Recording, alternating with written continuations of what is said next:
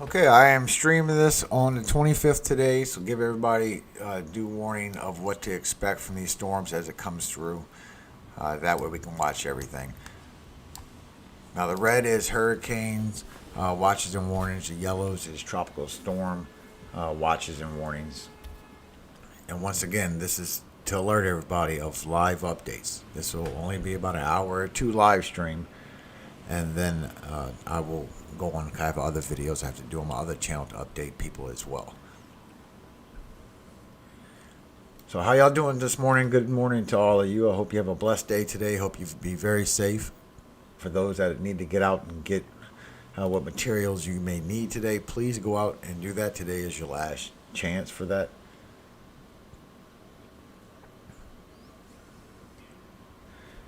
Hey, Epic Gamer, JoJo, Kane, Soccer. Good morning, all of you. So right now I'm going to show the severe storm path. And then after their next commercial, I'm going to start running models so people can see what to expect from everything. And then when I'm done with the updates, when they come to the next update, I'm going to stop the live stream so this video can be up for people to watch as updates. Good morning, JoJo. How you doing, man? How much rain in Arkansas?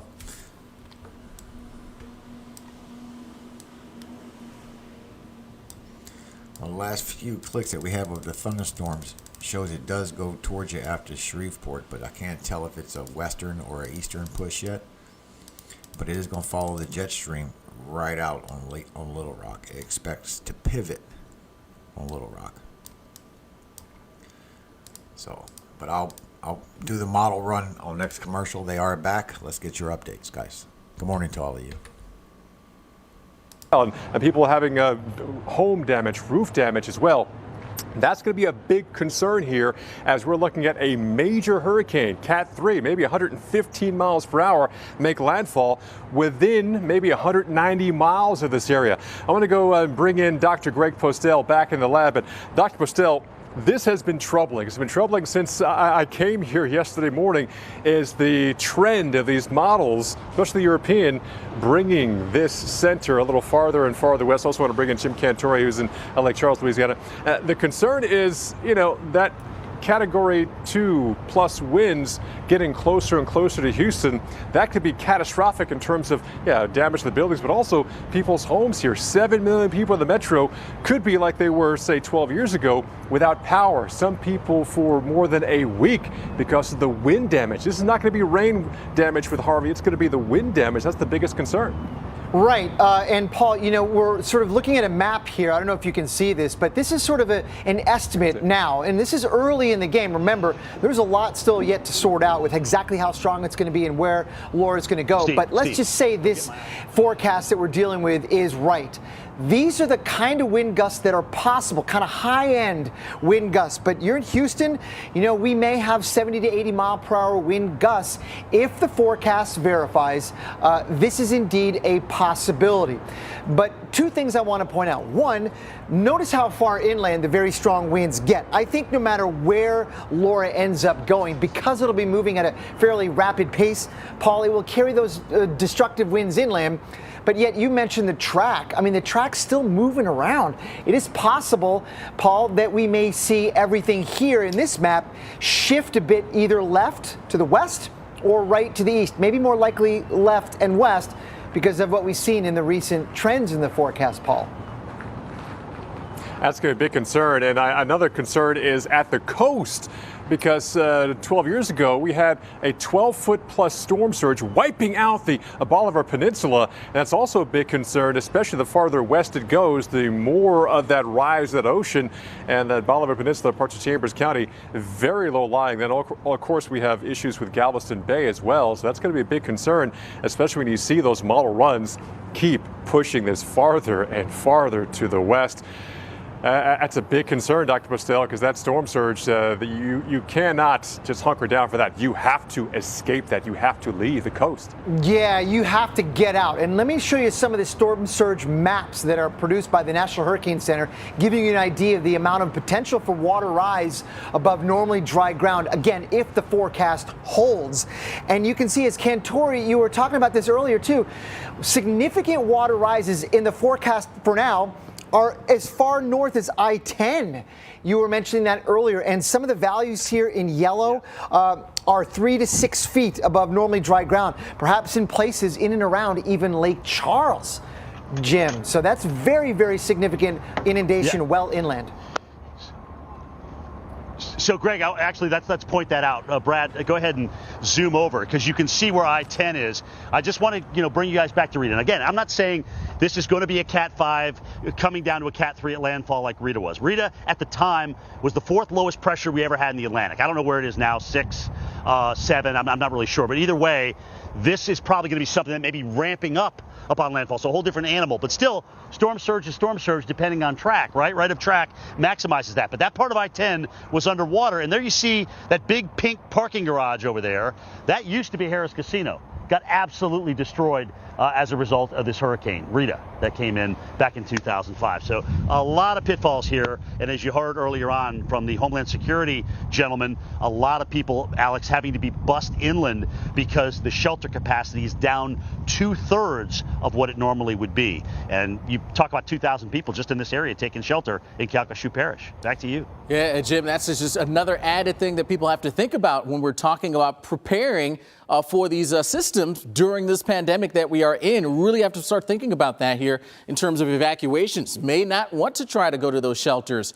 Maybe a friend, a close relative is where you want to head to. That will help to reduce, again, those crowds in those shelters and limits the spread of those viruses. So that's one of those things that we definitely have to be thinking about when it comes to preparing. Other things to consider, well, when we are dealing with the evacuation checklist, leaving when instructed. You don't want to be leaving on your own, only when you're instructed, because we don't want those highways getting packed and jammed with a lot of folks getting out there on the roads. Know that evacuation route, the safest place, and take your pets and all the necessary supplies as well. All right, they're going to commercial. Please take your pets, guys. Now, this is a severe storm model that you're looking at now. We're about to leave and go to the damage and winds so we see what to expect. This is the path so far. This is going. And then tomorrow you got big tornado warning over 3 over Louisiana because of this band that's flying through. So good morning, everybody. How y'all doing today? I hope y'all having a good day. Are any of you going out to get supplies today? I don't want that one. I mean, if you need supplies, please go. I can understand it'd probably be a money issue with that because we're all getting hit from being broke from COVID. All right, we're loading that up. Morning, Valerie. How you doing?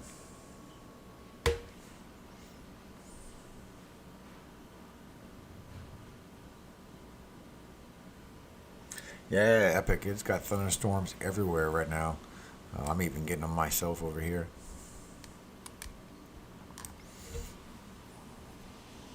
You might lose power. Well, just remember that the link for the power outage is poweroutage.us. It's on the bottom of the description. So if you see power outage in the counties before yours, then you know that maybe you might be getting power outages soon.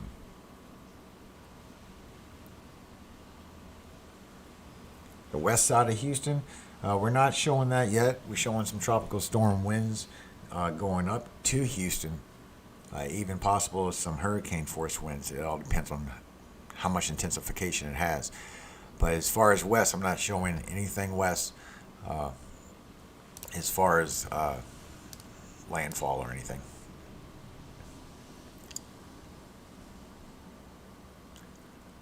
A tropical storm watch has been issued for Brazoria Islands, coastal Brazoria, and inland Brazoria. The tropical storm watch has been upgraded to a hurricane watch for coastal Galveston and coastal Harris. A storm surge watch and tropical storm watch are in effect for Brazoria Islands and coastal Brazoria. A storm surge watch and hurricane watch are in effect for Chambers, coastal Galveston, coastal Harris, and Galveston Island and Bolivar Peninsula.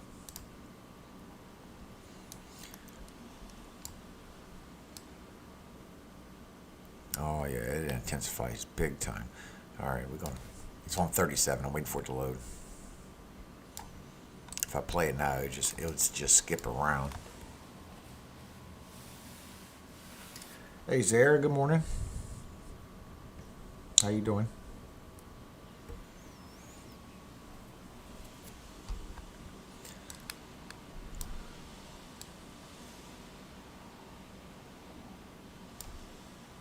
Yeah, still gotta wait for it to load.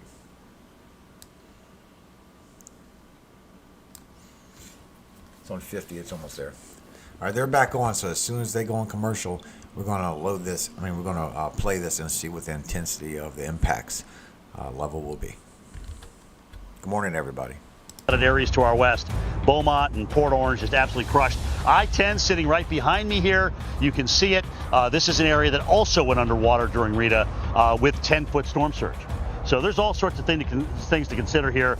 You don't like to certainly compare two hurricanes and say, well, that's the same thing, because they're never, ever the same, and I've done 103 of these, so you can trust me on that. But Laura is forecast to be a major hurricane, and that's your takeaway right there.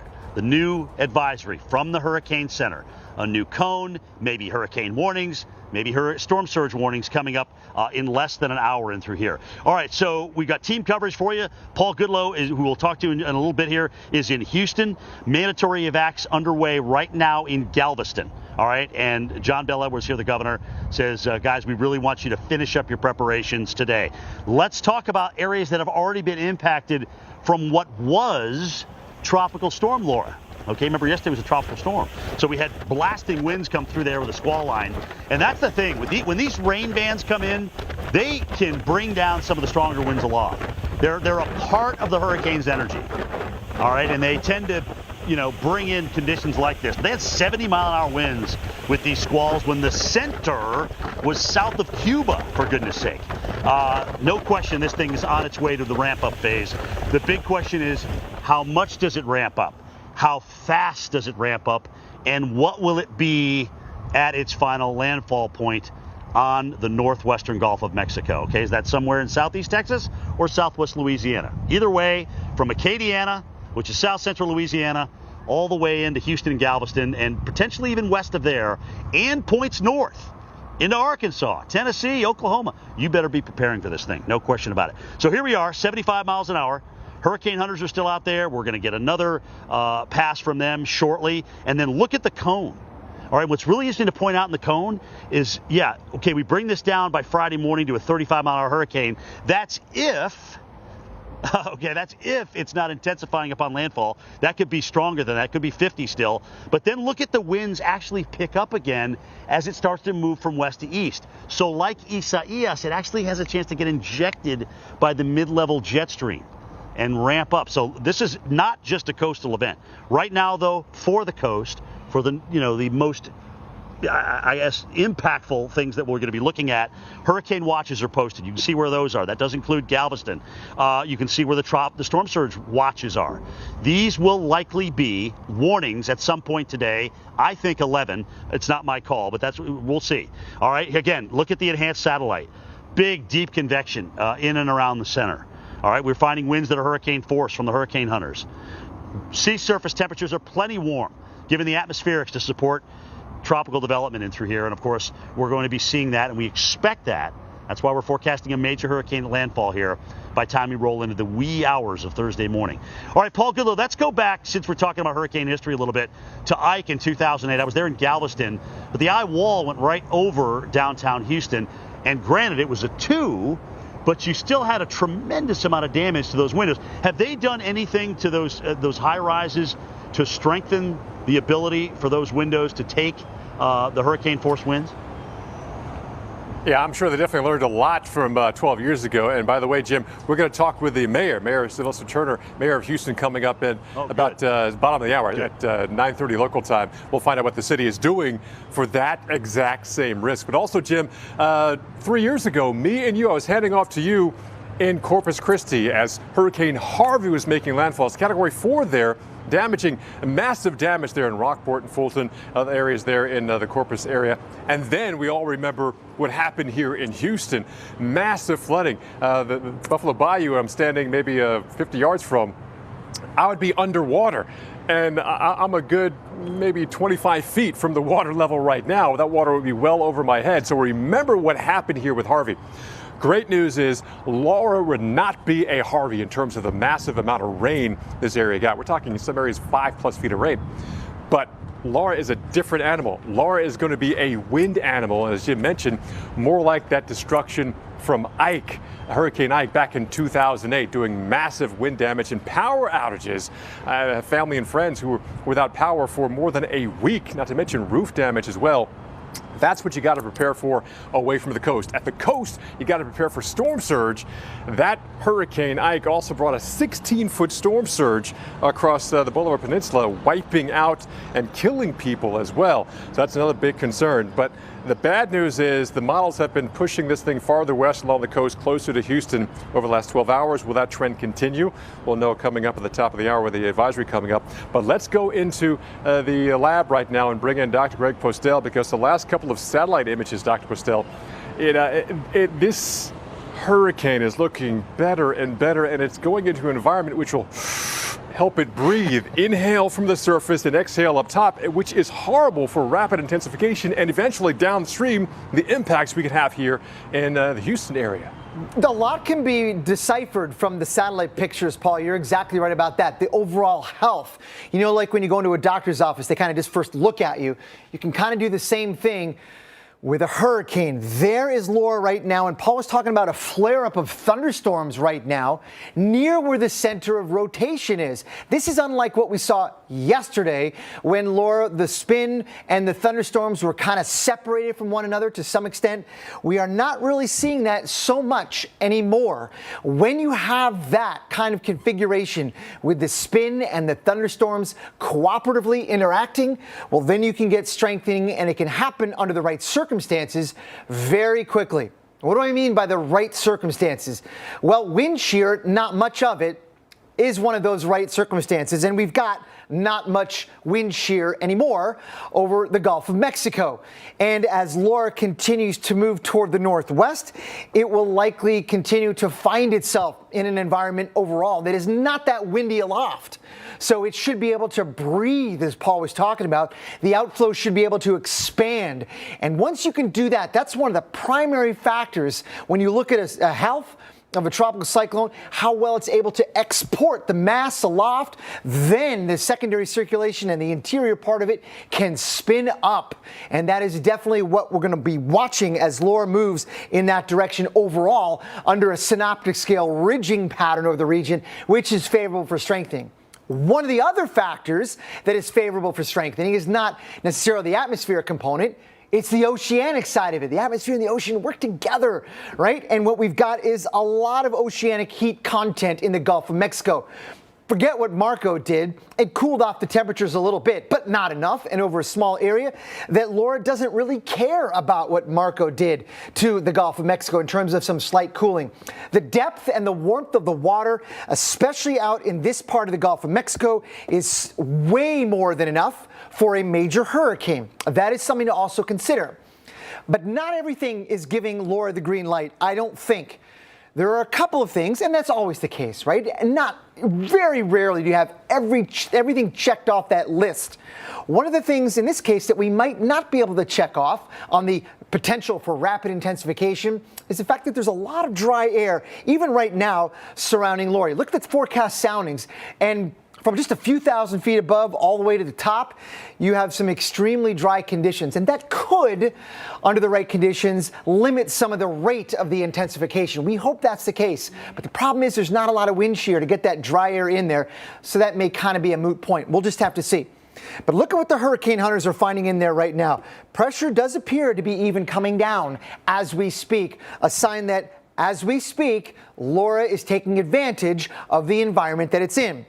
The guidance now in terms of the intensity, each one of these lines is a different model, clustering on the idea of a major hurricane well over 100 miles per hour, and that would be during the day tomorrow, all the way up until landfall. So we have to remember, Jim, that this thing may indeed strengthen all the way up to the coast and then carry with it the damaging threat well inland due to its fast movement. Gee, Postel, thanks for the great news.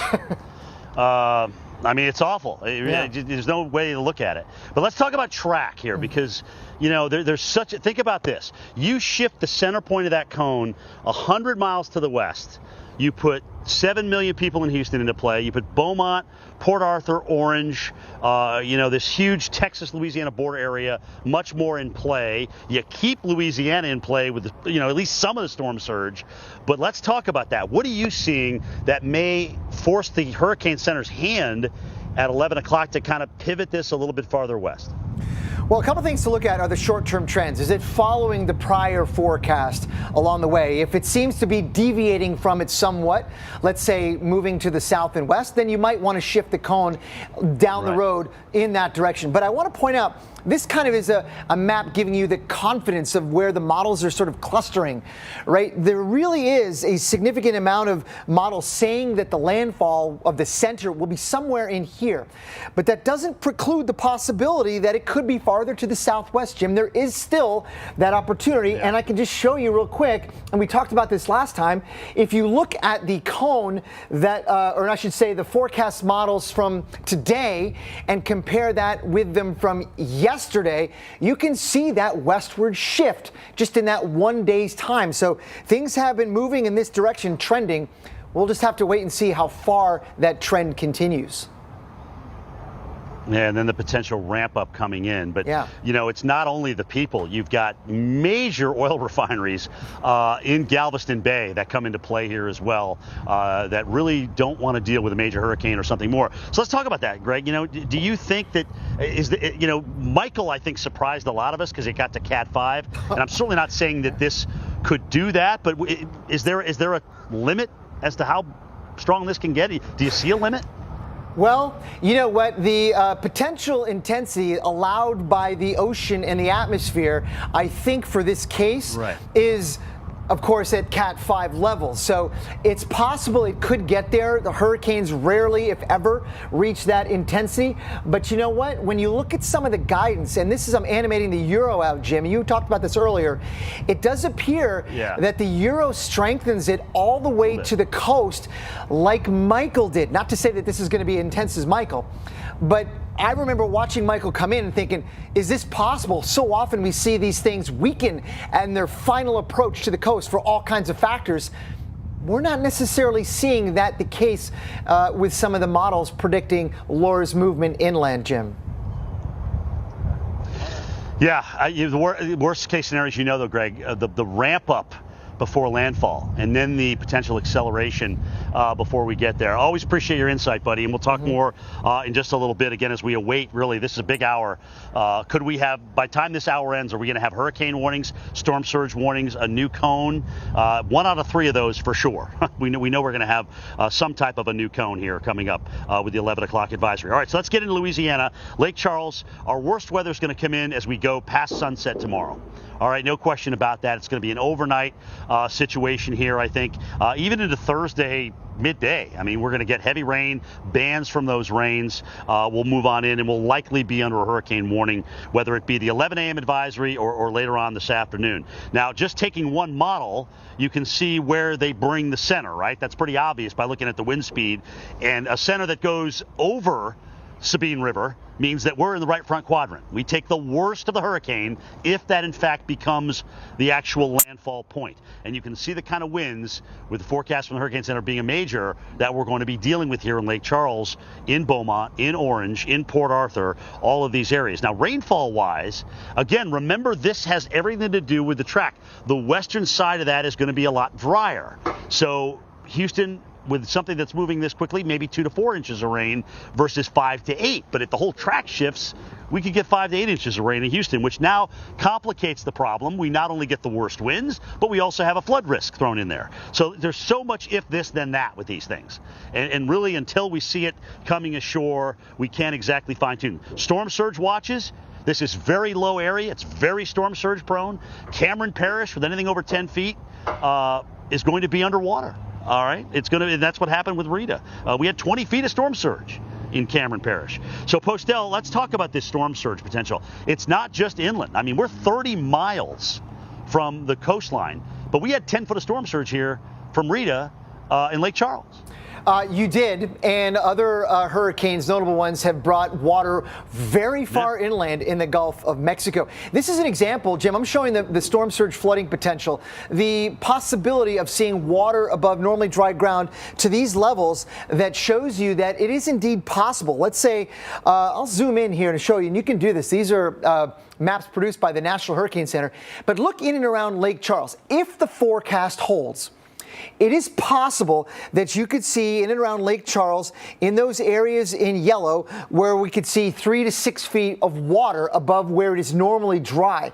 And I can zoom in and give you an idea of where that is in and around Lake Charles, Jim. It's not just going to be a coastal event. Water will find its way beyond, farther inland than I-10 in many cases, if indeed this forecast verifies. That's a lot of water, Greg Postel. That is a lot of water. All right, guys, the chance for tornadoes cannot be ruled out as well with this. We have a torcon of 3.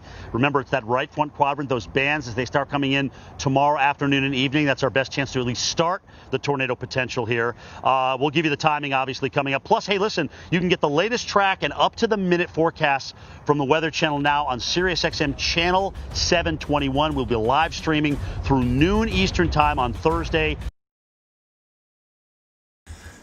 Definitely go to that if you can get that.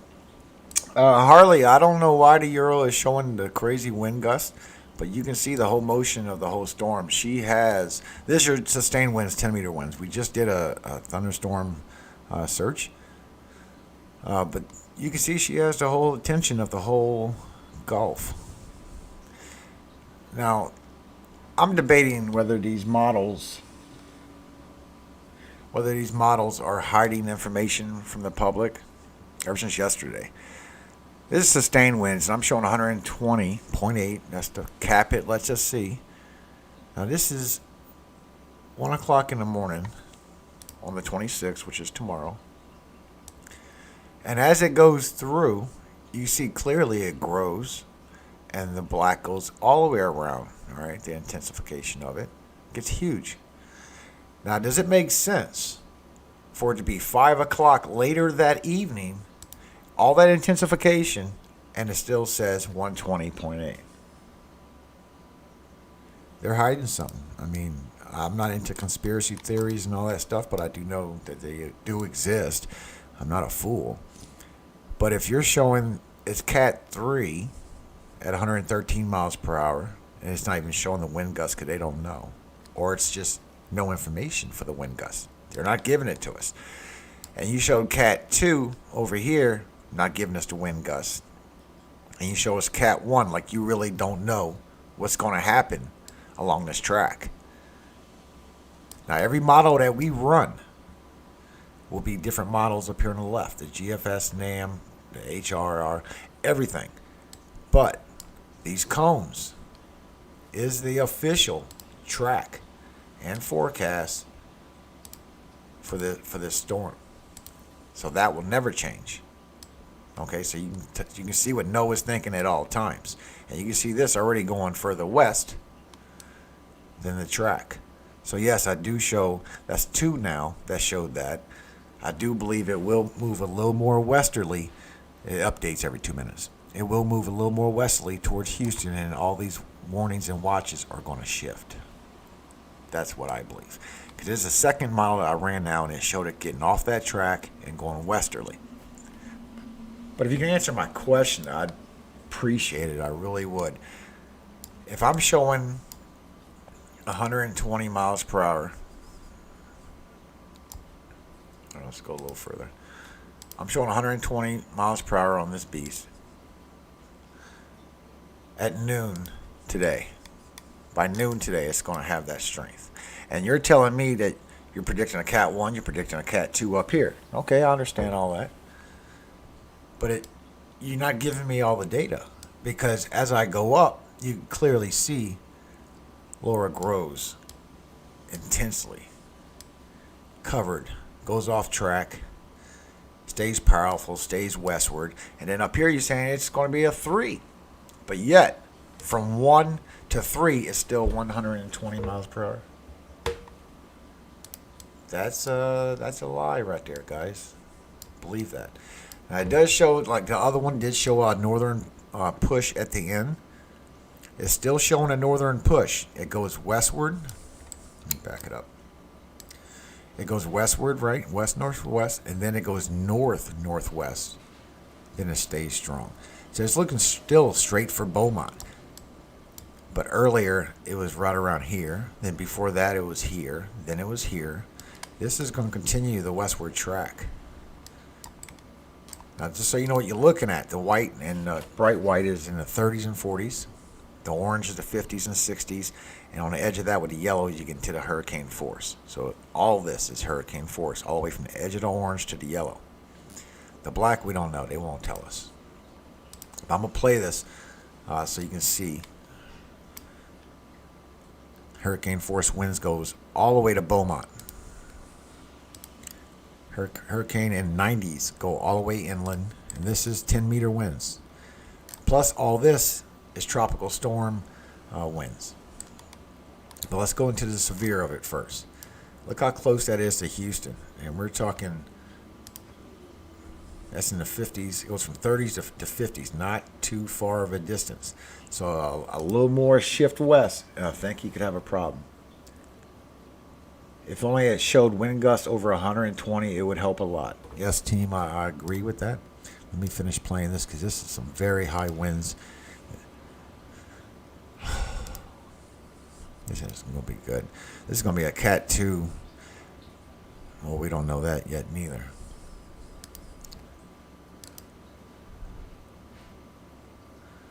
There's the eye. There's the center. The outflow is very low. And all this is 50s and 60s. And this is going into 5 a.m. on the 27th. All this power, just so you know, it's 50s. 40s and 50s dancing around. And we got to go over the timing of this so we can see how many hours it is as well.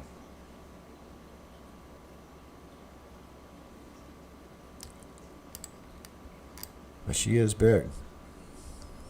Still got good form, gets a little strength right there. Those are her 50s. And this is still tropical storm strength. This is still 30s and 40s. I can still have problems with that. So it don't look like it's going to be total impact on Shreveport like it looked yesterday. So that's a good thing. Hold on. They're back on and they're talking about what they have now. We'll be right back. Commercial break. Of you, the director of Calcasieu Parish of Homeland Security, I just talked to him a little while ago. He said they've lost 2/3 of their shelter capacity due to COVID-19. They're going to have to bus people farther inland. He's telling me the buses are a lot easier to get to than the shelters. But either way, they're doing the spacing. They're preparing those shelters due to the COVID issue. No question about it. Texas governor has mobilized more than 70 members of the Texas National Guard. And Louisiana Governor John Bel Edwards says today's your last full day to prepare. Tomorrow we start to see the bands moving in, and they may look something like this. Let's check it in Fort Myers. All right, this is an outer rain band of Hurricane Laura here, which has brought some pretty squally weather into Fort Myers. Had some strong wind gusts in through here, some locally heavy rain. Haven't heard of any damage, but holy smoke, man. That's what you call a downpour. That's what you call a good wind whipping right there, ladies and gentlemen. So be careful. And I'll tell you, if you wait till last minute, imagine putting up plywood with this stuff moving in. It's not going to happen. All right, so here we go. We talked last hour or before we went to break about severe potential. And so Torcon numbers are at 3 right now to the right front quadrant of that. If they shift the cone a little bit to the west, guess what? All that goes with it. All right, it's going to be tweaked. We're close, but all that goes with it in terms of the Torcon as well. Look at the European model, and Greg Postel and I have been talking about this. Doesn't look super healthy over the Gulf. That doesn't mean it can't intensify. What's the model seeing? But as it approaches, look at how much more you have in terms of the isobars. Is this a sign, at least this global model is seeing strengthening? Maybe so. It also is one of the farther west models that we've been looking at. It has been that way. It's been very persistent in that. This is not just a coastal threat. Our severe thunderstorm, flood, wind damage, and power outage potential also go well inland here, up to Little Rock, and then maybe even expand beyond that. Tulsa, I'd say you have a good chance of being in this. Memphis, maybe even Nashville, maybe as far north as Louisville, Kentucky. We'll see in terms of the track. And then this thing gets a little jolt from the jet stream like Isaias did. I don't think it's going to be a 100-mile-per-hour wind jolt, but still, it's enough of a jolt to maybe ramp those winds up again. And you'll see that on the track from the hurricane center as it becomes extra tropical. All right, speaking of severe thunderstorms, we've got a pretty strong cold front making its way through the northeast. We've already had severe thunderstorm warnings. Alex Wallace is keeping an eye on that for us. Boy, Alex, talk about a trifecta that nobody wants. A hurricane, massive fires in California, and severe weather with damaging winds. Yeah, truly amazing. Absolutely, indeed. We've got it covered all four shear, and we'll start looking at things here in the mid-Atlantic into the northeast, some of the zones that could be impacted by some of those stronger storms. D.C., New York, up to Boston, all locations that'll be watching the skies very closely as we head on through this afternoon with these storms. All right, let's talk about what's going on now. We have, as Jim mentioned, seen a few warnings pop up. One that is in place right now. Let's get it a little bit closer to that particular storm.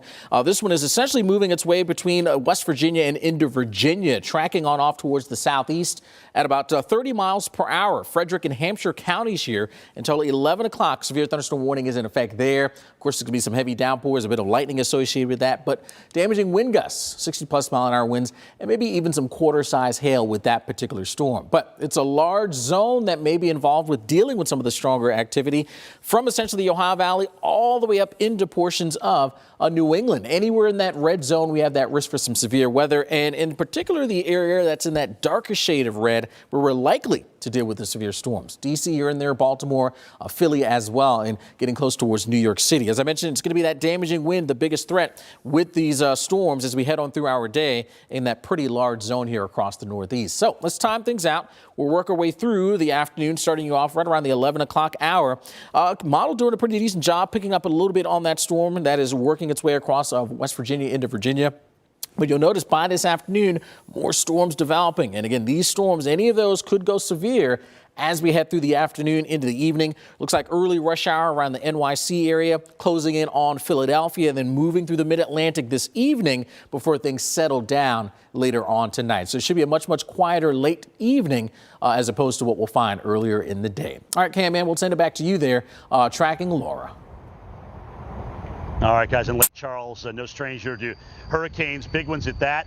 Again, really, everybody is waiting on the Hurricane Center for this 11 o'clock advisory. The hurricane hunters are out there now. The Air Force and also the NOAA hurricane hunters have been flying dual missions into this thing. They're getting a good idea of just how wide it is. All right, they're going to commercial. For the people that just got in here, this is what we were talking about as far as fishy. And it's pretty much common sense is what it comes down to. So we're looking at 11:30. We'll say 12 today. Let's go up to 12. I don't want any misconceptions. Just so we can round it off. We got 120.8. This is sustained winds, just damaging winds. This is what 10 meters from above sea level is.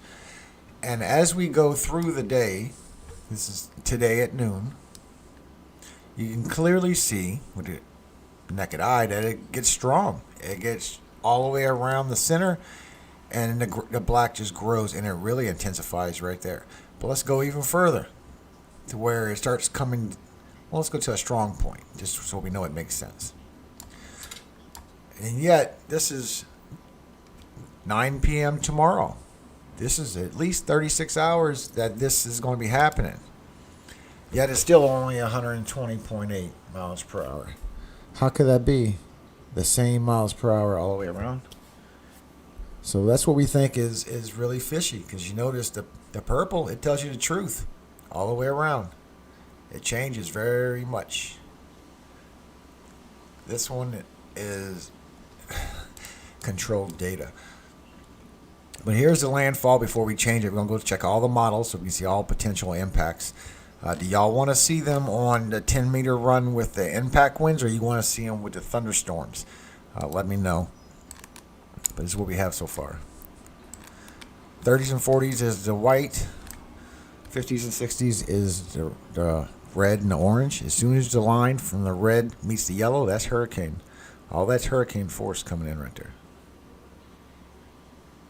Shreveport, it looks like it's still going up to western Shreveport. If it moves further west, you could be out of a little bit, but we still got to see the storm rotation. But look how big she is. All this is still strong tropical storm. Look at it. Still 40. Not a problem. But it looks like it's going more westward, but there is the pivot that it does by Little Rock. So far it's by Little Rock. They're going to be updating that soon. So that will affect you. But by then, most of the strength will be gone. Now let's do another model because I want to see what everybody else is thinking as far as path. So let's first go to GFS. The thunderstorm, yeah, I agree. If GFS don't do the thunderstorm, the other ones will. So we'll start on NAM. Just so we can, no. Can we do it on 25? No. They just do precipitable water. And you really can't tell the depth on that. So you know what's hitting the ground and what's not. Now we do it on a regular NAM, which is ugly. Now let's go 3K. You're going to go as far as we can go. And when they do their update, I believe it will be another 30 minutes. After that, I'll go and be there for others that need to see the latest updates out there. But I will be live streaming this. I don't know if I'm going to start tonight. Probably will. But I will be live streaming this so we can cover it. I just didn't know if I should do it here or my other channel, but I figured I'd go here first. They do have the footage for people to see as well. And they are, after all, meteorologists, guys. Let this load up. We're going to go over to them. They are ready. And then we'll come back to this.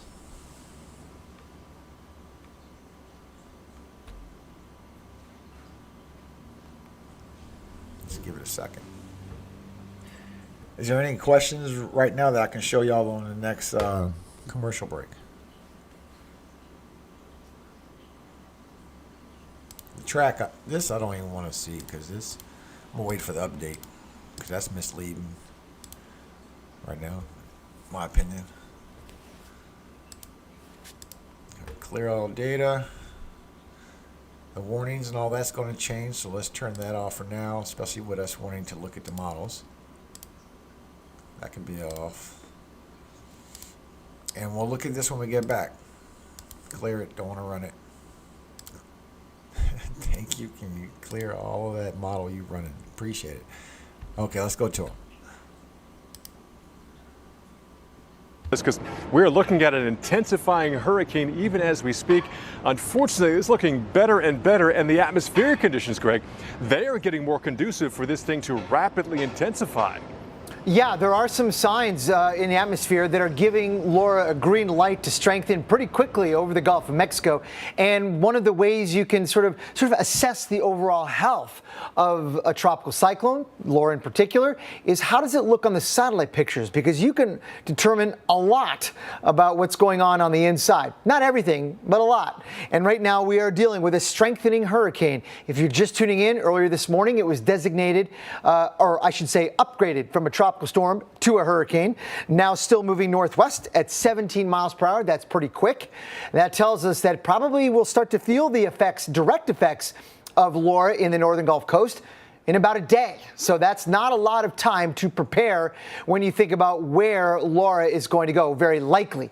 Now, Paul was mentioning there will be an upgrade or an update to the forecast at just before 11 o'clock Eastern time. So in about 20 minutes, we'll have a new cone and a new advisory. So stay tuned for that. But right now, the expectation is that residents all the way from central Texas, all the way through Louisiana, even into Mississippi, pay very close attention to Laura, because there's still very much wiggle room left in the forecast for it to move a little left or a little right, and that could change the outcome dramatically. But right now, the forecast has it coming in well over 100 miles per hour on the wind speed. Major hurricane strength that would bring significant storm surge and destructive winds inland. As Paul has also been mentioning, this is not going to stop at the coast. It's going to continue inland at a fairly quick pace, so it will bring damaging winds all the way through parts of Arkansas and the Boot Hill of Missouri into the Tennessee Valley as it rolls on that way, sort of toward the east-northeast eventually. Here's sort of an estimate, an early estimate at some of the maximum wind gusts that are possible if the forecast holds. So this is a reasonable thing to prepare for, given what we know now. You can see it's possible to see wind gusts over 100 miles per hour across parts of Texas and Louisiana, and very strong winds, even as far north as Shreveport, the kind that could bring down trees and power lines and lead to power outages as well. Now remember, this is assuming the forecast holds, and a bit of a wiggle room left or right in the forecast remains that could shift this either way. So stay tuned for all the latest updates. Paul, I'm sending it back to you in Houston, Texas. Yeah, you mentioned those Cat 1, maybe Cat 2 winds, and that could be devastating in a city like Houston for power outages and trees, but also take a look at these buildings and how tall they are here. We're talking back in 2008, massive window damage here in the high rises because of Hurricane Ike coming on through. That's the big concern. Yes, we can still have the rain, but also the storm surge concern as well. Today is the time to prepare. You notice the blue sky up there as well. It's going to be a hot one, which typically happens before a hurricane makes landfall because of high pressure and descending air. It's going to be mid to upper 90s, maybe a little bit less humidity, a little farther inland, but it's going to be a brutal day to be outdoors trying to prepare your home. Also, if you have a generator, make sure that is up and working for the threat of potentially losing power. Houston, we're talking the largest city in Texas and the fourth largest metro area in the country. In fact, the Houston mayor is just off to my left. We're going to talk to him live coming up in a few minutes here about how his city is dealing with this approach of a hurricane, potential major hurricane, as well as the ongoing pandemic. Again, Houston and Texas, one of the hardest hit cities and states in the country dealing with this pandemic, and now they're dealing with an approaching landfalling major hurricane. We got coverage all day long right here on the Weather Channel. Stay tuned. All right, now let's run to model and get the storm so you can see what's going on with that.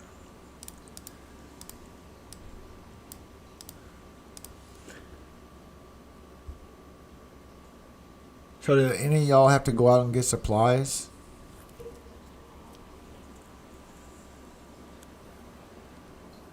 I mean, are any of y'all actually just not worried at all about this thing? And I'd love to change your mind, because she is big.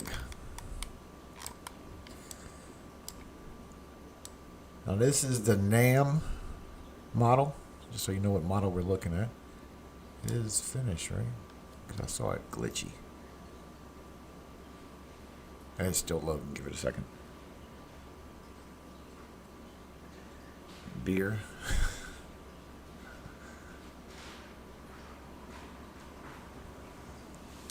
All right. She does get bigger and blow up as she gets in. So that last bit, kind of like how Hannah did something in the last growth spurts. So is this one. And it looks like so far the rain will stretch all the way to Houston. As far as the severe, and if this moves any further west, you're really going to feel that.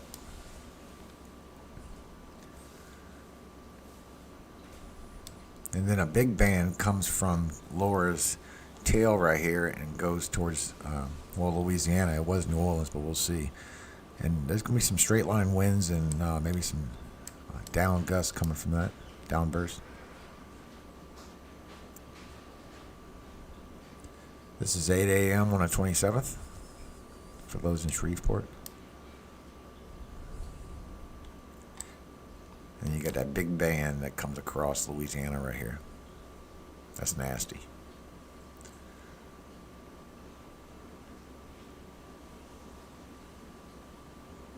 Yeah, that's ugly. It's all ugly. But look at that. So that's the NAM. High resolution is still over ocean, so you wouldn't see that one. So let's do the RAP. It is ugly. And you probably won't see this one either because it's only 18. It's like that. It's like the high resolution, but it's a different radar, a different model. New Orleans, I don't know, man. That last band, you better watch out because the lower half of Louisiana is under a 3 torcon for tomorrow, probably because of that band. I would really watch out for that. That could cause some issues. So we're not going to see much from the RAP. It's still too far away. But I will tell you this. If you look at the intensity it has now, and then you watch 18 hours later, the RAP has it less. See that? That's from the dry air that's in there. So it's not red no more, it's yellow. So it's just like anything else. Red is bad, yellow, caution, green is go. And it gets less. So that's from the RAP. So could be a good news. All right, they're back, guys. We'll check the next one next. Disaster here, a major hurricane forecast to hit pretty close to here. But now we have this thing called COVID-19. Your city was hit hard by this estate as well. Yes. So how is this a game changer here? You have an ongoing disaster and a potential natural disaster also on the way into Houston. Well, you know, the COVID is fueled by people coming together. So when it comes to our shelters, we are having to redesign things differently. Instead of having like during Hurricane Harvey, we had 10,000 people at the convention center. We can't have that anymore. So we're having a number of different shelters to make sure that people are socially distanced. We're checking people's temperature, going through all the COVID-19 protocols. We're encouraging people to get tested, like today. In fact, this will be the last day for testing. We'll suspend testing for Wednesday and Thursday. But it's different. We'll utilize hotels more shelters, because it's not about putting people so close together, but making sure people still stay spread apart while keeping them safe. And Mayor Turner, you are a native Houstonian. Yeah. So you've been through many tropical storms, many hurricanes. I want to take you back to Hurricane Ike, 2008. 2008. The beautiful buildings here, Yes. massive damage. This Hurricane Laura is not going to be a Harvey. It could be perhaps more potentially damaging with the winds like Right. Ike. Were there any things learned from Ike in terms of building or perhaps the structure of the windows downtown? Well, since 2008, we've tried to harden things. The infrastructure was hit hard. There were a lot of, for example, wires above ground. During that time, we've CenterPoint, our utilities, have tried to harden their infrastructure. Power was out during Hurricane Ike for about 14 days. In some cases, maybe it's been a little bit longer. So it wasn't about the rain. It was about the wind, power outages, people not having let's say electricity in their homes, losing their food, concerned about seniors. So now we have our registry where we're encouraging seniors and people with disability to sign up now, so we'll know who they are, and in some cases get to them much quicker than we were able to do during Hurricane Ike. So it's a different thing. This is not Hurricane Harvey. This is not about the rain. This is more about the wind and the potential surge. So every storm is different. I've lived through Hurricane Rita in 2005, Hurricane Ike 2008, the Memorial Day flood 2015, Tax Day flood in 2016, Harvey in 2017, and Tropical Storm Imelda in 2019. So every storm has its own identity, and you have to prepare based on what you are facing in each and every one. COVID is the denominator that changes things as we prepare for this one. So we encourage people as best as possible to kind of know where you're going, who you're going, knowing your health status. And that's why part of hurricane preparedness is getting the test so you'll know whether or not you're walking around positive or negative. 3 years ago to this day, we had Hurricane Harvey make landfall. Then the disaster began here shortly thereafter in Houston. Last year we had Imelda also dump and flood parts of this city as well. What has the city learned from those two disasters now going into a potential another disaster looming in the Gulf of Mexico? Well, let me just say, this is not Hurricane Harvey and this is not Tropical Storm Imelda, okay? This is more of a win event. So in terms of your preparation, people need to look around their house to make sure that they're not objects that can become missiles, so to speak, flying objects. So they need to tie down things on that patio or move things on the inside. So you look around your house. You want to stay away from your windows as much as possible. To the extent as we get more read to determine just how close this hurricane will come. For example, if people have gone out and purchased fly boards, to cover their windows and things of that nature. And we'll know a little bit more as things get closer. So the preparation is different. For seniors and people with disabilities, for example, we kind of want to know where they are. We may want to direct them to some of the shelters ahead of time, but keep them socially distanced, because you can save yourself from the storm, but exacerbate yourself as it relates to COVID-19. We got about a minute left here. Let's talk about evacuations. Coming at the top of the hour, a new advisory could have warnings here, even in Houston. Right. What about evacuations here in Houston? Evacuations coming at the top of the hour, a new advisory could have warnings here, even in Houston. Right. What about evacuations here in Houston? Any talk about instituting those here? Yeah, those conversations have already started. I anticipate that it will probably go from a watch to a warning. We're more concerned about the areas closer to the coast. Galveston, for example, they've issued a mandatory evacuation and they want people out. With respect to Chambers County outside the city of Houston, evacuating. Port Arthur, out. And so as it relates to Houston, there are certain zip codes that are closer to the Gulf Coast where we are considering possibly voluntary evacuations, but we're still making those determinations. All right, Mr. Mayor Turner, thank you so much for your time, and best of luck. Next 48 hours could be telling in terms of how this city is going to be hardened. And patience and faith, and get prepared. Yeah, prepare and over-prepare, and also pray for the best. Yeah. Mayor Turner, thank you for your time. Thank you, appreciate it. So again, this is the largest city in Texas. It's the fourth largest metro area in the country, and now we have a major hurricane. And that forecast we're watching coming up at the top of the hour, that could shift it even closer to this major metropolitan area during the time of COVID-19. So it is definitely the worst case scenario. Major hurricane, major pandemic, major metropolitan area. We're going to see how that plays out, so we'll watch closely and bring you the information. As soon as that advisory and forecast information comes out, we'll bring it to you right here on the Weather Channel. Live coverage. All right. So that's that right now. Sorry, I've been away from chat for a minute. I was actually talking with my brother, see how he's holding up, how he's doing. So let's see what model to run now. We just did the wrap. And it does. That one showed the RAP. It showed that it was weakening, so that's good news. Now let's see. Let's load up the WRF. Let's do the 2.5.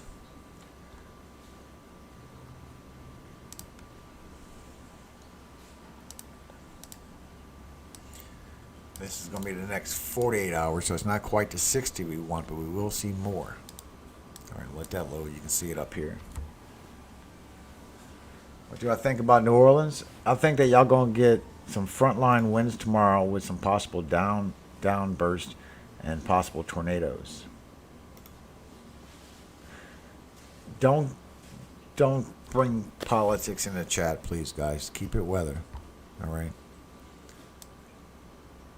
We don't want to go there. Everybody has different opinions.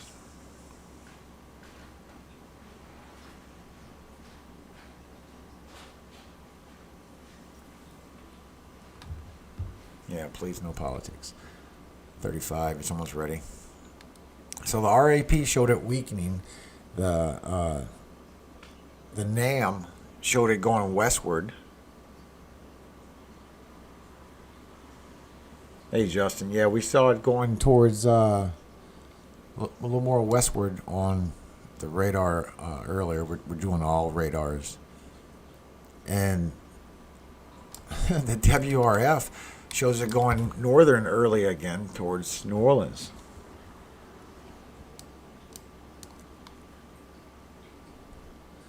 You get bands early right there.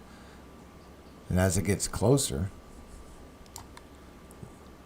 this could be her whole outside right here if that tightens up. Big hole, so it's getting rapid intensification in the center. It could also blow itself out by doing that. So keep both things in mind. But which direction would y'all say this is going right here? You see that wobble to the right? It does a little wobble to the right. Wobbles left, and then it wobbles right. See that wobble left right there? Wobble left. Then it wobbles right. Go up any further.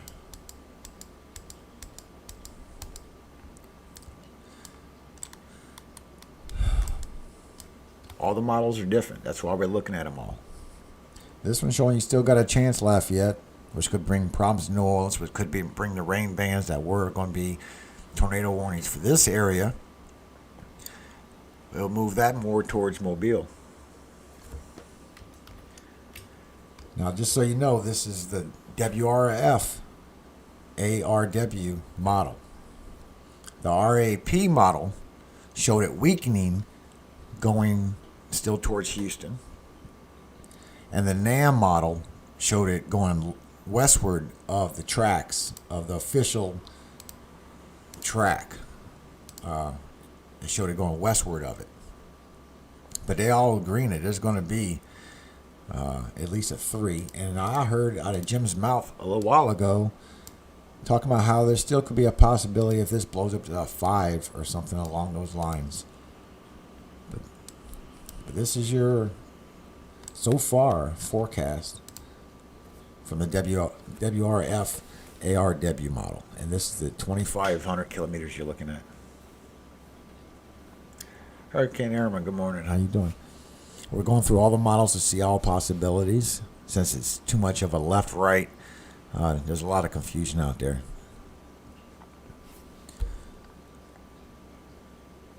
So this one shows the wobble left, but it shows it don't stay on it. It shows it goes back northern again.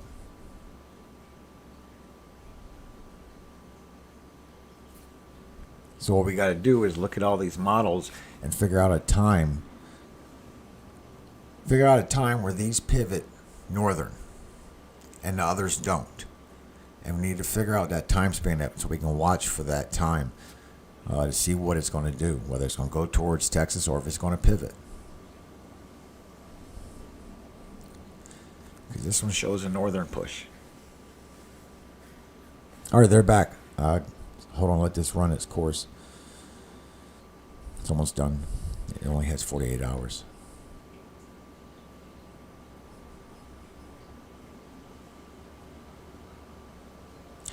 I'm going to stop that there. That's done on that one. I do want to, when we come back, look at this model data again and check something else. All right, we'll be back. Fortunate thing and an unfortunate thing. We've been through these before. And so we're as ready as humanly possible. And I was talking to the Department of Homeland Security for Calcasieu Parish, and he was telling me how, you can only use about a third of the capacity of the shelters.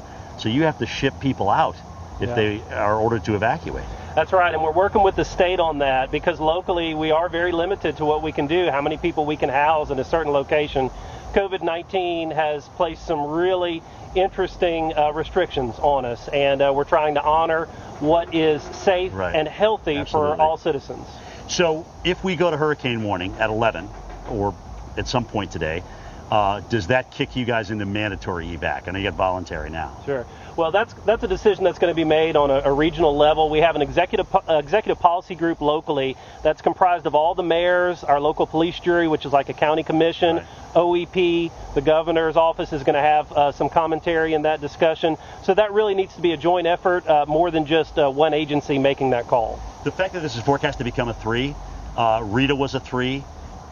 Can you tell us or describe how much of either Lake Charles was underwater during that storm?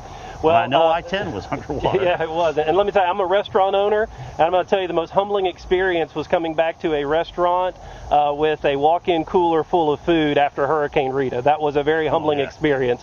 There were multiple areas of the city that were underwater, but really, when we came back from Rita, it looked like a bomb had gone off. There were so many trees that were down. People to remember what Rita was like in the aftermath. And so right now, even though there's not a mandatory evacuation, if you're thinking about leaving, remember what Rita was like without power, without water, without wastewater services for an extended period of time.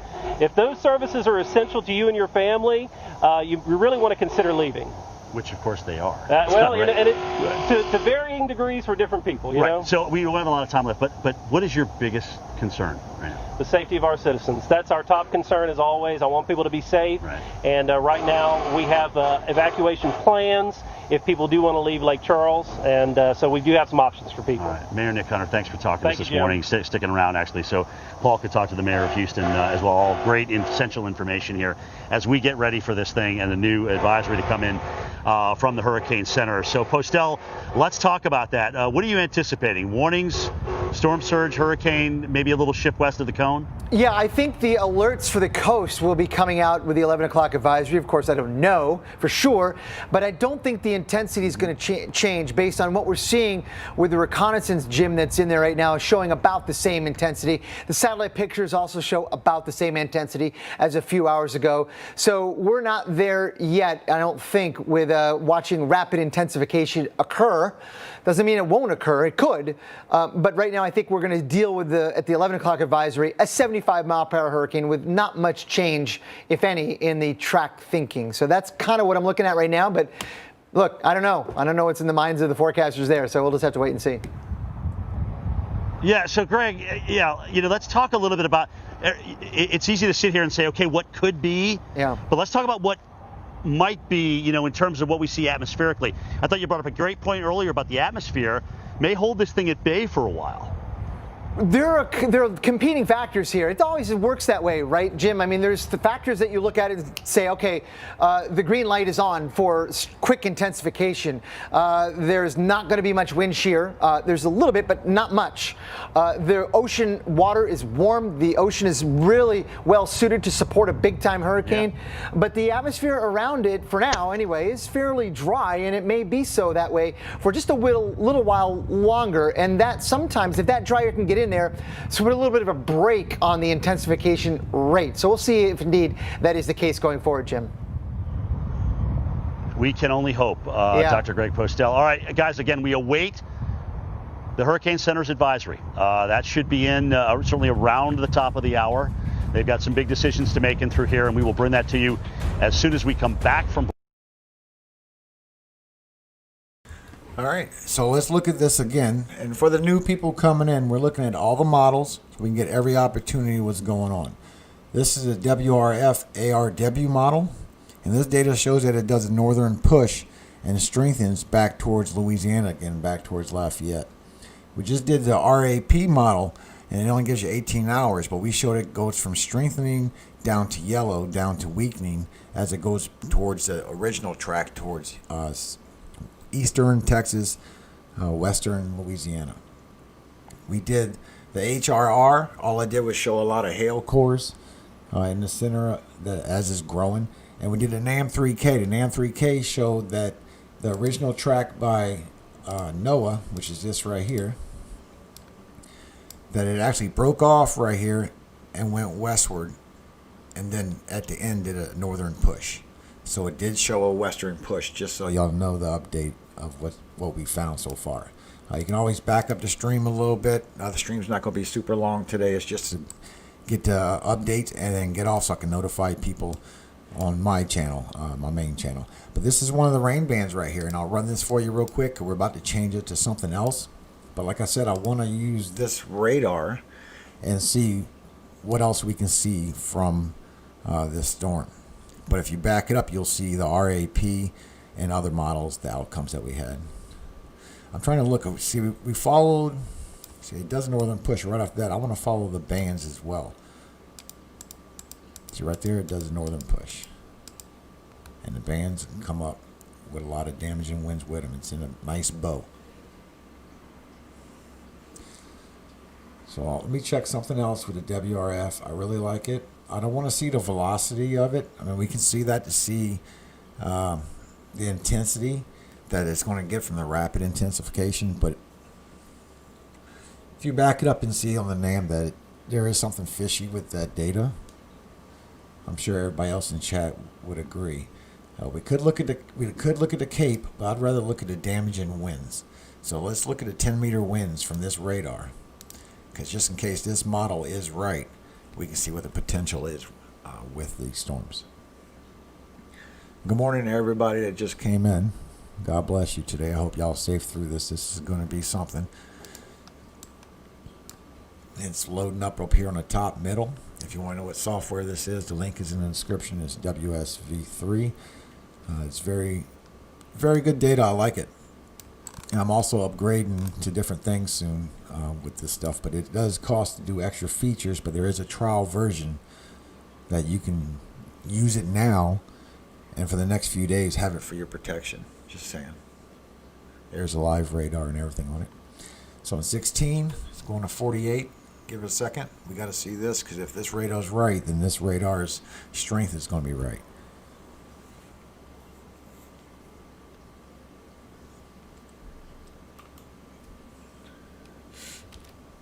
Does anybody have any questions? Anybody that just come in, do y'all have any questions that we can answer? Because we've been doing this for a minute.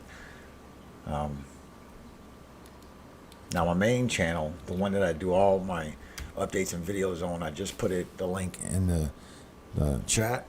So make sure you subscribe to that to get updates, because this is going to be the only stream I'm going to do of today on Weather Channel Live. It's on 30. It's almost there. The stream I'm going to do on the hurricane itself, I might start that tonight, just so we have the latest information and go into the hurricane for tomorrow evening, is the way it seems. But if it ramps up, it'll be sooner. But I think I'm going to do that. Just go on tonight and go into tomorrow morning, so everybody can find from meteorologists what's going on. Hey, Robert. Where am I from? I'm originally from New Orleans, man. I'm right here on the North Shore, right here by Mandeville. 70448 Dove Park Road. That's where my area was. They're back on. It's on 44. It's almost loaded. We're going to look at this when we come back. I got to go commercial break. Here they are. Again, we have the very latest advisory in, and let's get some expert analysis you can only find right here at the Weather Channel, and check in with Dr. Greg Postel, who's in the lab. Hey, Greg. Paul, thank you very much. You know, as we expected, really not much change in the latest update. The latest advisory now, fresh in from the National Hurricane Center, just came out, maintaining it. 75-mile-per-hour hurricane moving west-northwest at 16 miles per hour.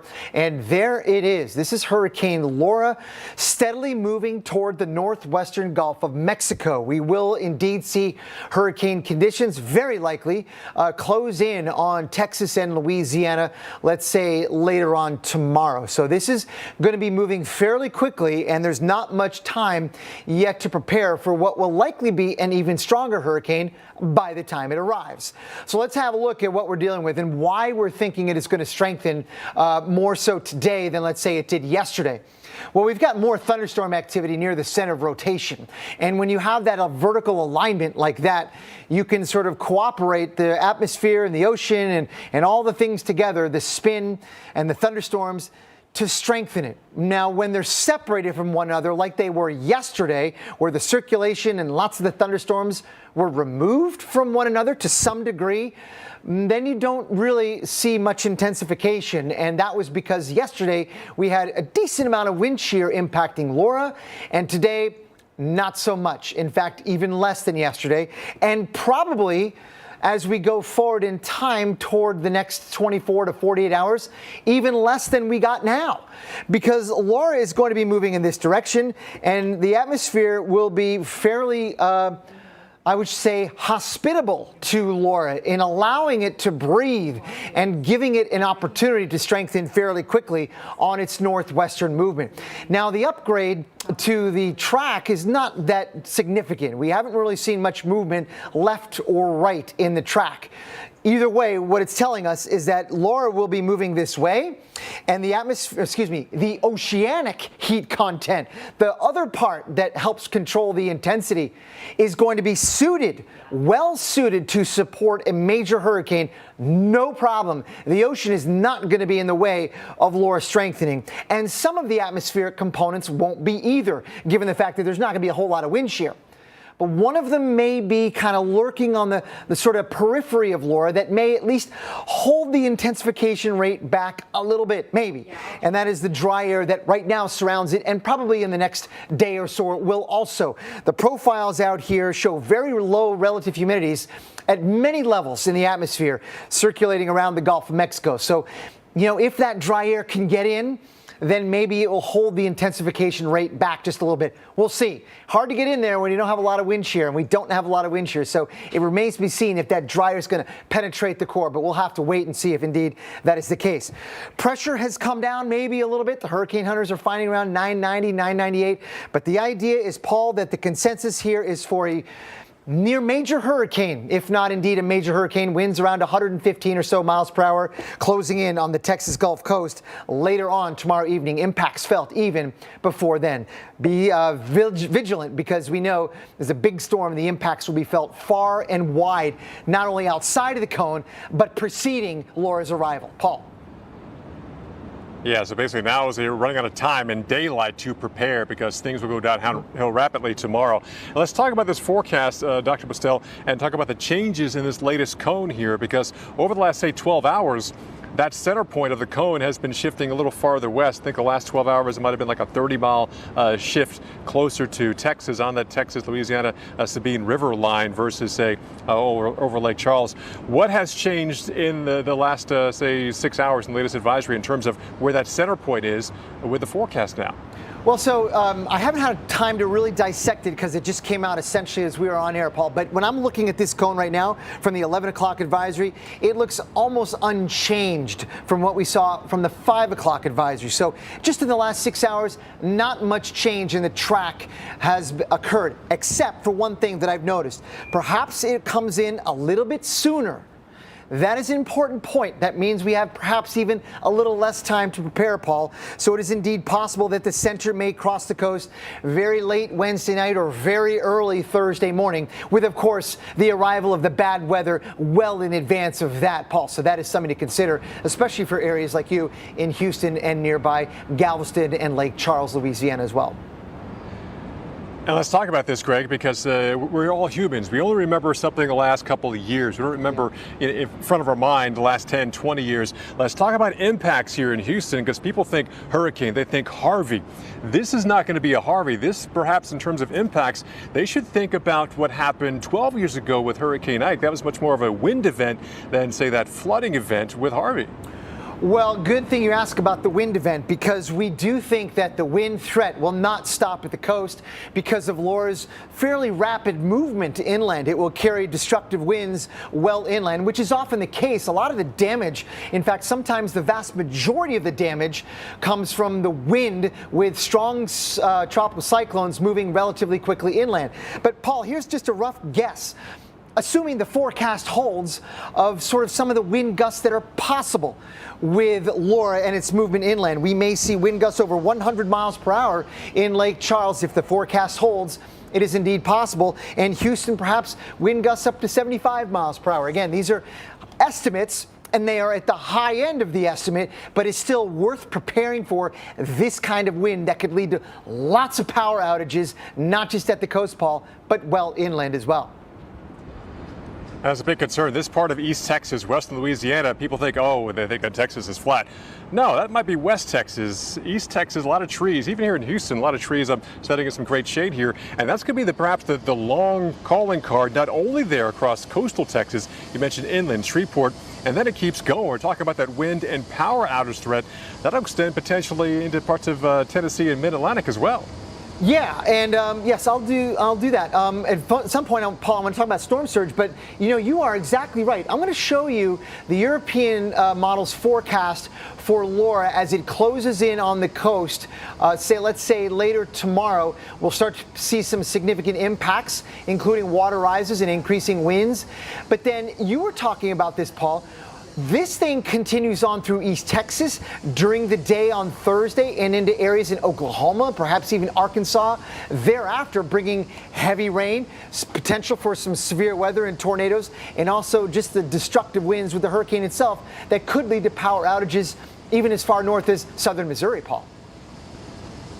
Yeah, big concern there, as well as you mentioned the coastal concern for the storm surge. But yeah, they have impacts hundreds, if not 1,000 miles from where it makes landfall as we head into the rest of this week. Thanks, Dr. Postel. Indeed, yeah. Let's talk about timing, because now is the time to prepare here. Yeah. Houston, I got to tell you, it's going to be one of the hottest days you've experienced this week here. Again, before a landfalling hurricane, you usually have high pressure sinking air. We're going to be in the mid to upper 90s today, so use that dry time to prepare. We talked to the mayor here. He was saying, we can't evacuate this city. It's the 4th largest city in the country. You can't do that before landfall. So what you want to do is look around your house.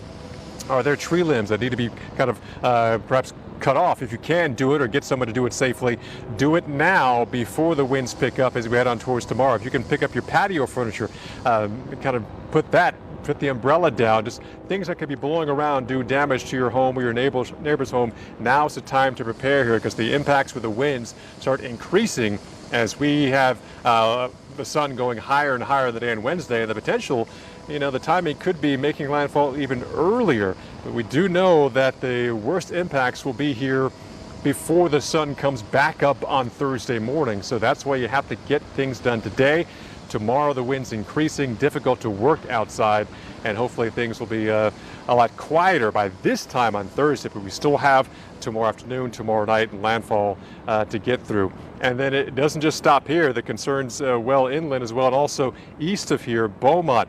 We're going to have a concern for stronger winds there closer to the center as you head on towards Port Arthur, a storm surge, as well as the bay surging as well. So a big concern. Let's talk more about this, Dr. Postel, because it's that clockwise rotation, the pushing of the winds coming in, storm surge. The Bolivar Peninsula wiped out during Hurricane Ike 12 years ago. They had a 16-foot storm surge, and some of that traveled but more than a dozen miles inland. That's also a huge concern, Texas and coastal Louisiana.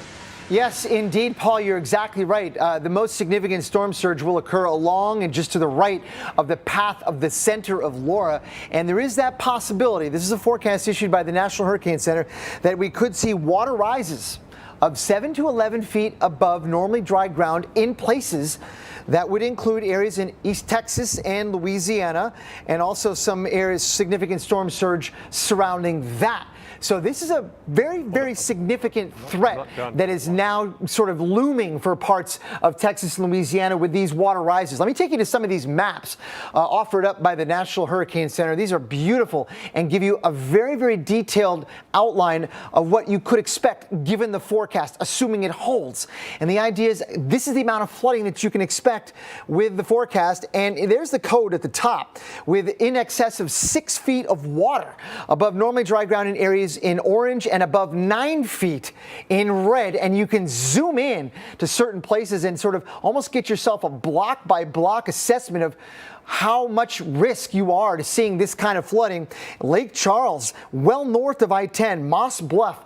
If the forecast verifies, this will carry a lot of water in certain places well north of I-10, way, way north of the coastline. So this is very significant with the low-lying areas, the flat terrain, the swampy nature of southwestern Louisiana and areas around there that suggests that many cities well inland could be at risk to see significant flooding, including Abbeville in Louisiana. Alex.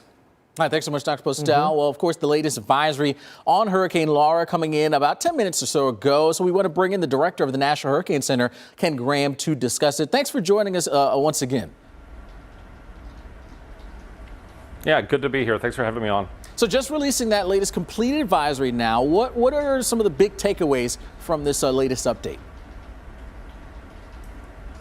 Yeah, the big changes are for Hurricane Laura, you know, it's very similar track. We're still forecasting a major hurricane to approach right along the upper Texas coast to southwestern Louisiana there, but not really just focusing on that center. It's important to know how large the impacts are going to be from the rainfall and even the storm surge. And one of the big updates that we have with this adjustment is you start looking at some of those storm surge values for Sea Rim State Park over at Intercoastal City. That's life-threatening, 9 to 13 foot of storm surge, even over Intercoastal City, 7 to 11. But in Texas, Port Bolivar over to Sea Rim State Park, 6 to 9 foot of storm surge. So a very dangerous, life-threatening situation when it comes to storm surge. Absolutely. And you mentioned one of the factors that plays a role in that storm surge is the size of this system. Certainly compared to what we dealt with Marco, which was comparatively a much smaller storm, this one looks like it'll be a bigger one. Yeah, definitely. And look at the size. I mean, just kind of going back to our forecast, you think about all the impacts outside the center of it. This is the area of tropical storm force winds. I mean, that's stretching 150 miles out from the center. So if you continue that up along the coastline, you can see how large this can be. So the storm surge well to the right-hand side, even some storm surge over to the Mississippi coast, southeast Louisiana as well. So all of these impacts stretching well out from the center. So everybody needs to be prepared. Today's the day to really get ready for Hurricane Laura. And you mentioned some of those impacts around the coast, but it's not just a coastal issue. We've got issues that'll be taking place even much farther inland too. Yeah, just been really looking at the updates to the rainfall forecast. A couple of things going on here. You can see how much rain. I mean, you're talking about, 8 to 10 inches, maybe even 12 inches of rainfall. And that stretches along the coast. You see western portions of Louisiana, East Texas. But look, as we go into Arkansas, some of these high values as well. So if you think about the wind, I mean, we'll still have a tropical storm, even into Arkansas. The wind and the rain combined, trees down, power outages, significantly prolonged power outages in any one of these areas. And we have to prepare for that as well. And Director, of course, we've been watching the computer models, and there's been a certain shift a bit with some of them off towards the west a bit. How do you guys there at the Hurricane Center grapple with making that change with the cone when you start to see these models shifting a bit? Yeah, one thing that we do is we don't just look at the one models, the deterministic models. There's something associated with ensemble. So within each model, we look at dozens and dozens of different solutions. So we take those together, and we actually have ways to combine those and look at a way to do that. And so you're not going to see big shifts, because what happens is when the models could go a little to the left, a little to the right, we really want to stay the course with this. And they look like they're convening on this area. So that's the area that we're really going to focus on. So within this cone, we can expect the center to be anywhere within this cone 2/3 of the time, just based on our last 5 years of errors. Well, Ken Graham, Director of the National Hurricane Center, thanks so much for joining us. We absolutely appreciate you giving us the insight there of how you guys are handling the forecasts. Well, the chance for tornadoes, that can't be ruled out as Laura inches closer to the Gulf Coast. We're going to be pinpointing the areas at All right, I'm going to stay for one more just so y'all can see the tornado warnings that they have going on, because that is going to be a big deal as well, and that also is going to move. Now, this is about to be done after that. That's the latest update. That's from the meteorologist. It's even from the officials at NOAA, the director of the Hurricane Center, telling you what's going on. So I need to get this out so the people after we leave that come looking for information, because you see the northern push, you see the draw of the power from the north. So the power, this is from before anybody goes, we did the radars to check the models ourselves. Still stuck on 120, ain't that something? We did NAM 3K. Let me show you the track and the path. It's all been updated now. Still they showing the same thing on that. I beg to differ that, because we have the NAM 3K that came and showed that right where they predicting Cat 3 right here, it turned towards Houston.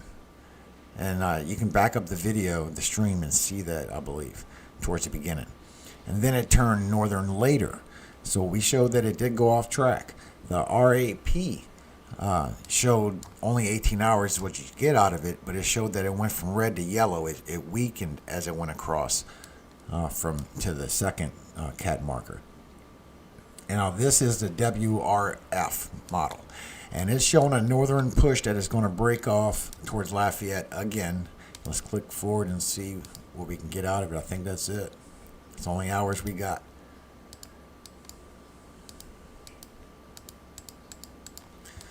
So here's the outcome from the the WRF model. Then we're going to do one more model I got to check. And then we'll know the left and the right from these storms. And just so you know the intensity, everybody already knows, but the green is 100. You got 116, 117, 118, 120 in the black. All this orange and red is 60s to 70s. Once it touches yellow, it's 70.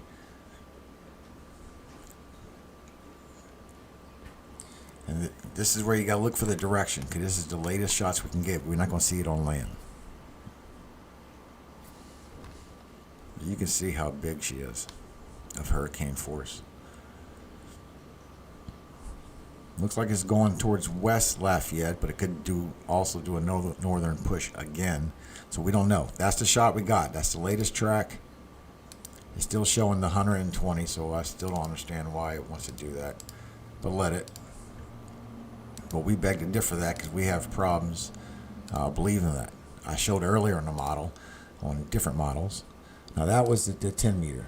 Now the other one I want to show is the WRF, the NMM, the 2500. This one is a different model. First, let's do the storms. And then I want to check, before we go, the velocity on their next commercial so we can see what the potential is. Because we don't have any of these models agreeing with this track right here. We have one going to the west off of that. We had the other small one we couldn't really tell, but it weakened. And we have one model going northern towards Louisiana. It's still commercial.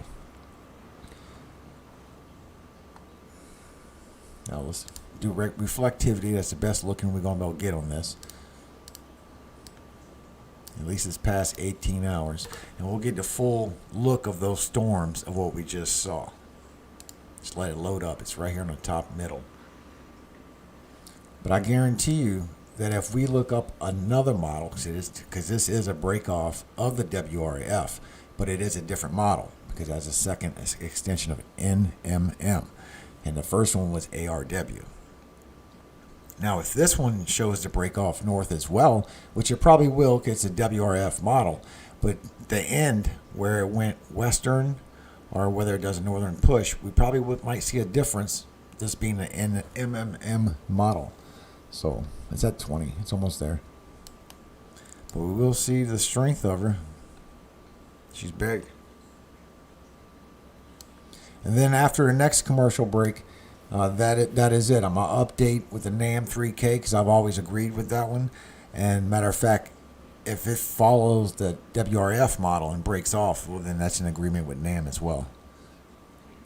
The GFS showed it breaking off at right around the 3 marker of the cat.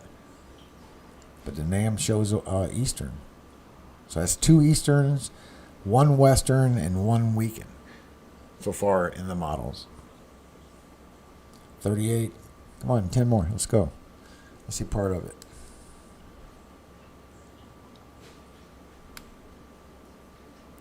Now this one don't agree with his brother. See what I'm saying? That's why I like to check all of them. The WRF ARW showed it go northern. This is the WRF NMM. It's loaded now. Good.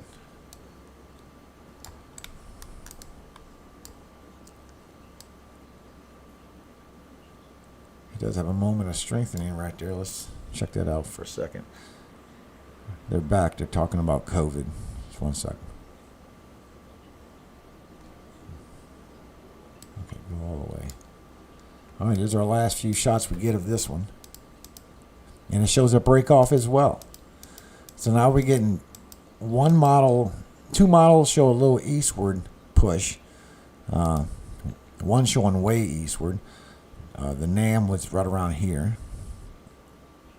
We got 2 models showing a westward push, and this one looked like it went kind of towards Houston. Instead of curving up, it looked like it curved down.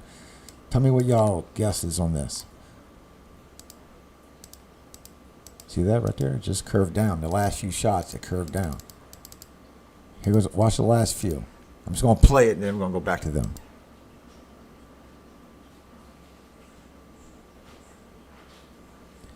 This is 4 p.m. on the 26th. There it goes. It starts doing a low westward, southwest turn.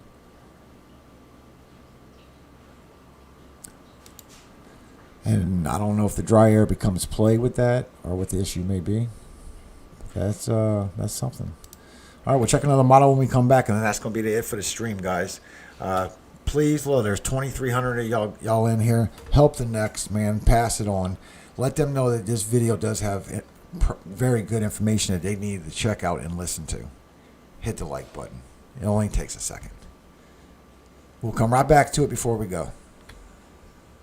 Reaches 6 feet, vehicles quickly get carried away. Sharp, dangerous objects and chemicals can lurk below in the murky water. This is truly life-threatening and above the height of most people. And when water gets up to 9 feet, the first floor of homes and structures are completely flooded.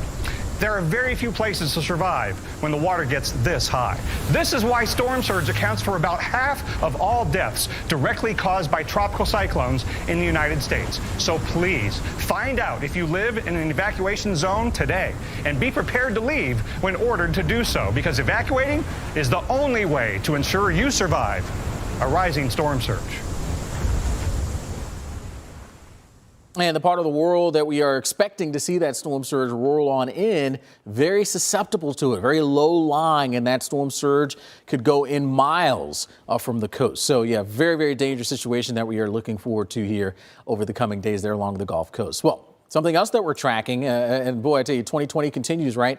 Hurricane, we got the wildfires, and in the Northeast today, watch for the strong storms. Severe weather threat, and that extends across portions of the mid-Atlantic into the Northeast, including D.C., New York City, up towards Boston. All cities are included in dealing with that risk for some of those stronger storms here as we head on through our day. Now, for now, things are mostly quiet. We have been watching a few storms bubbling up. They've essentially been there across sections of Pennsylvania, now diving into Maryland, Virginia, West Virginia there. Occasionally, we've seen a warning or two. Right now, just watching some downpours and some lightning as it moves its way just to the north and east of Front Royal there. But approaching the D.C. metro with some of those showers and storms. We'll see if that holds together as we head on through the next hour or two. Otherwise, you see the area in that red. That whole zone is where we have the possibility for strong and severe storms to impact us here as we head on through our day. And that does include places like Pittsburgh, over towards Boston, the Portland area. I mean, we're talking all the way up into New England, a heightened area where we're likely to deal with those severe storms. That includes, again, Baltimore,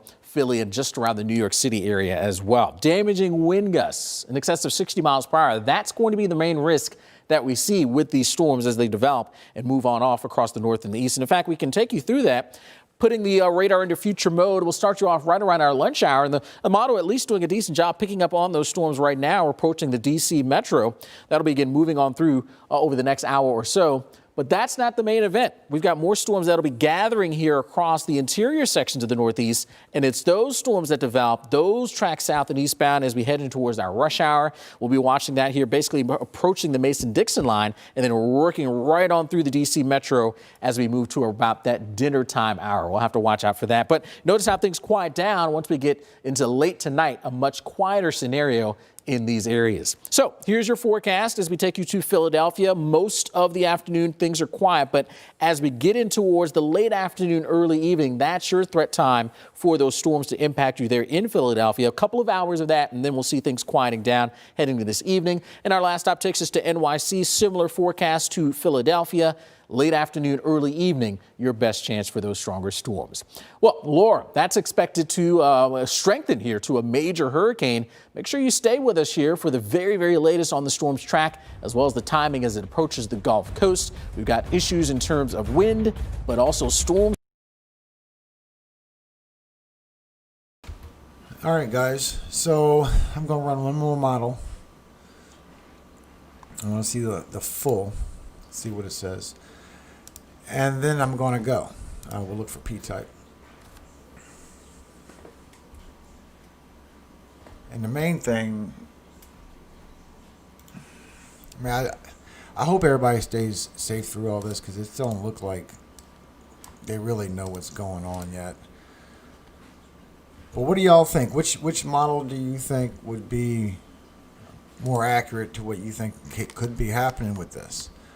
I mean, we have, just so you know, the ones we ran GFS in this video, we ran NAM in this video, we ran RAP in this video, we ran HRRR, high resolution, in this video, we ran WRF ARW, which was the one towards New Orleans, we ran a WRF NMM, which was towards Houston.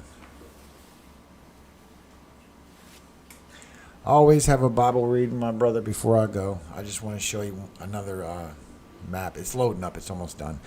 And if I got to do that real quick while it's loading up. So if you can just give me your ear to all of you that have high anxiety right now or a little bit of stress, I'm going to read just something you'll like. Revelations 22:18. I am bearing witness to everyone that hears the words of the prophecy of this scroll. If anyone makes an addition to these things, God will add to him the plagues that are written in this scroll. And if anyone takes anything away from the words of the scroll of this prophecy, God will take his portion away from the trees of life, and out of the holy city things which are written about in his scroll. He that bears witness on these things says, yes, I am coming quickly. Amen. Come, Lord Jesus. May the undeserved kindness of the Lord Jesus Christ be with the holy ones. Amen. So keep your heart holy. Keep your mind, body, and spirit on Jesus as often as you can. You're walking down the street, don't sit there and think about them nasty words in that song that you're listening to. Song 33. Think about Jesus while you walk. If you don't know what come out your mouth, don't let it be bad words. You're the one that controls that. What comes out your mouth is in your heart. So if you don't know what to say, just sit there and think while you're thinking about Jesus walking to where you're going. Just sit there and be thankful to God. Just say amen to yourself. You'll be humming it after a while. 42. It's almost there. We're going to 48. Amen, everybody. I do appreciate y'all coming out today and checking these updates. Please go to all the weather community and show them all love, because everybody's searching and scrambling, trying to find y'all the best data they can get for you. And for the majority, they're all good guys. They're all with the right mind in their hearts. So show support, man. All right, we're here. Now let's see with this model. This is the WRF. This is the NMM. This is the one that we went and just saw go towards Houston. But this is the full. I needed to see the full instead of just the 2,500 kilometers. That way I can see if it's still going to go westward.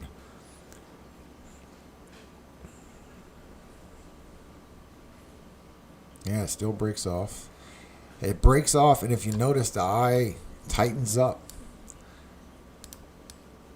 This eye tightens up real tight. That means getting strength. So that could be looking at the rapid intensification, getting stronger the smaller that eye, the center eye gets. But this is the last few hours we have of the one that breaks off towards Houston. This one breaks off southwest.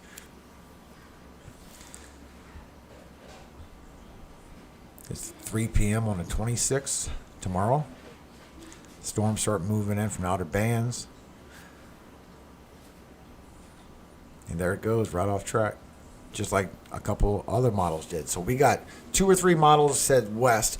This one and the one before it, his brother, agree that this is going to be a southwest turn. See, look at that shot. They agree it's going to be a southwest turn going down, where 1 agreed that it went up, but 3 agreed a westward push. Now we had 1 to New Orleans, well, Lafayette. We had 1 that was way out here that we couldn't see long, but what we did see is that it was actually weakening and going to the west early. So we'll see what comes of that. But this is all the information we have, so God bless you all. I mean, I hope all of y'all stay safe throughout all these times. They're talking about a storm surge. I'm going to let them talk about it, and then I'm going to stop the stream. Thank you for coming out, guys. Support and go to my main channel. I will be updating. devastating situation. Let's bring in Dr. Postel, focusing on this here. And Dr. Postel, you look at those values and you think, my goodness, hopefully we do not realize that. But the potential is there. Yeah, the potential is there. You're exactly right, Alex. And we can zoom in using these charts, these maps produced by the National Hurricane Center. You can get these at home from the Hurricane Center's website. And you can sort of almost get a block by block forecast for the potential for water rise above normally dry ground. You head westbound into Texas, and then 7 to 11 as you head on off towards the east, including getting up towards not too far from the Lafayette area, and continuing with storm surge into the 4 to 6 foot range for the rest of southeastern portions of Louisiana. And it heads up there even as you work your way over towards Lake Pontchartrain. Could be looking at 2 to 4 foot storm surge in those areas. That water rise taking place again. If it coincides with that high tide, we could be seeing the maximum peak with these values, which could no doubt be very, very much so a devastating situation. Let's bring in Dr. Postel, focusing on this here. And Dr. Postel, you look at those values and you think, my goodness, hopefully we do not realize that. But the potential is there. Yeah, the potential is there. You're exactly right, Alex. And we can zoom in using these charts, these maps produced by the National Hurricane Center. You can get these at home from the Hurricane Center's website. And you can sort of almost get a block by block forecast for the potential for water rise above normally dry ground. The scale is up here. Blue is up to 3 feet, yellow is up to 6, orange up to 9, and red is above 9. So this goes to show you that there are lots of areas here in southeast Texas, not far from Port Arthur, and even areas northeast of that into Louisiana, that are sharing that risk for the possibility of extremely high water levels with the landfall of Laura. And you can even zoom in. There's Lake Charles, by the way. This is a very busy map, I know, but the idea is clear. Even though there's a lot of color here, that significant water rises of up to 3 to 6 feet in and around areas in Lake Charles, Sulphur. This is all north of I-10 across parts of Texas and southwestern Louisiana. And that would include areas in and around Crowley, Jennings, Abbeville, of course, Lake Arthur. This is lowland. This is swampy land. There is nothing really in the way to prevent the water from moving up those estuaries and river inlets well inland, miles inland. So this is something to consider and is going to be a very dangerous part of the eventual landfall with Laura. Right now, we're sort of steady as she goes with the intensity. The latest advisory just came out about a half an hour ago, holding it at 75 miles per hour on a steady west-northwest path at about 16 miles per hour. Every hour today, it is moving closer and closer to the northwestern Gulf Coast, and it is very likely to move along a path like this. There really wasn't any change in the update to the path. The intensity was held the same. The future intensity, the forecast, was held the same, and the track didn't really move much, with one exception. It's possible now that it may move in a little sooner than expected. Laura may be moving a bit faster along this way, and perhaps make landfall very late Wednesday or very early Thursday, somewhere in that red zone, with, of course, the bad weather preceding it at least by 12 hours, and then also extending outside of the cone. So this is something to very carefully manage as we go forward. And here's an early, I'll leave you with this one before I go back to Paul. This is an early estimate, assuming the forecast holds, of what some of the wind gusts could reach, sort of a high-end estimate. And the idea is that we may indeed see wind gusts over 100 miles per hour, not far from Lake Charles, Beaumont, and areas not that far from Houston, where Paul Goodloe is. And I'll send back to you, Paul, with one note here, that these damaging winds potentially causing power outages and downed trees goes way inland beyond the coast. That's going to be a big concern, a wind system versus that torrential rain we had with Harvey. Doesn't mean they won't have rain. We're going to have some rain for sure. Some areas perhaps maybe a half a foot of rain, but that's better than 6 feet of rain. All right, guys, they're going off. So God bless all of you. I hope you have a great day. Make sure you go to my channel so you get that update.